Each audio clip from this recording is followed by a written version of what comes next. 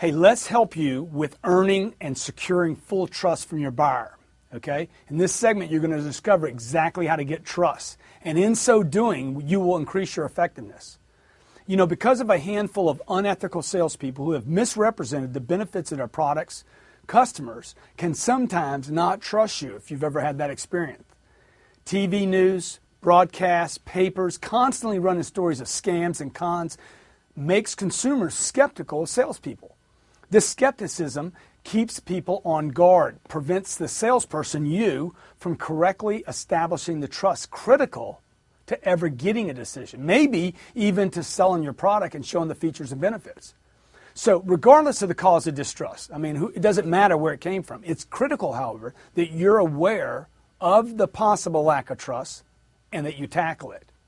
Distrust in a sales cycle is not the buyer's problem. Okay, you heard what I said? Distrust is not the buyer's problem, it's your problem. If the buyer doesn't trust you or your company or what you're saying, your presentation, then the information that you'll be offering will be minimized, challenged, shopped, maybe even thrown in the trash. See, of course the buyer, your buyer, will make a decision. When they leave and don't do something, that is a decision.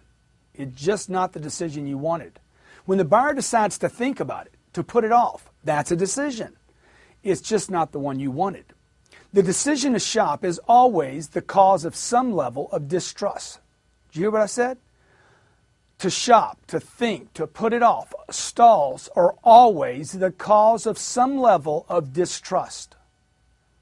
If the buyer had full and complete confidence in you, the product, the terms, the company, they would hook up and they'd do it now. A salesperson always gets a decision.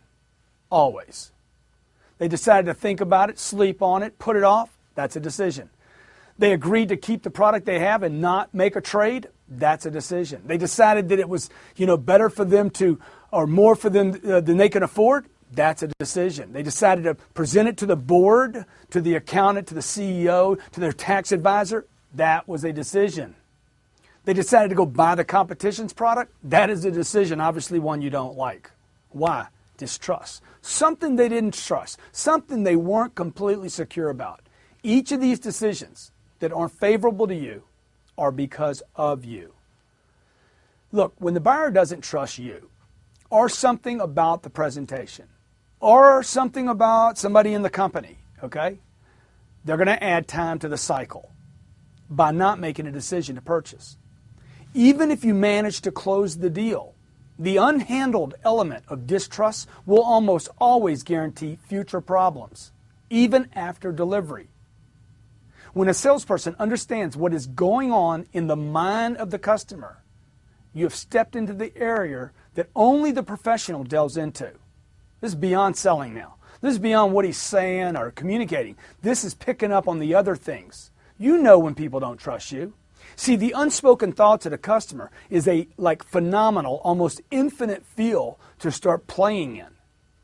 And again, we're not looking at what the buyer says now, but looking at the trust level. We're looking at what's going on behind the scenes in the customer's mind. When a salesperson is willing to go there, to that place, to that point, and be responsible, hey, you've moved from from painting to being an artist. All my studies in sales over the last 25 years have involved this depth of the customer. Not just his money, not just the product. Hey, what's really going on? What I want you to get right now is this. Number one, trust is critical. I know you know that. Trust is critical. You need to hear this over and over, man. Trust is everything in this cycle. Number two, if you don't get the sale, something is not trusted. This is what people are a little bit, you're too flexible on. If you don't get the sale, you're going to know what? Not trusted. Something's not trusted. Number three, know this. Every decision is a decision.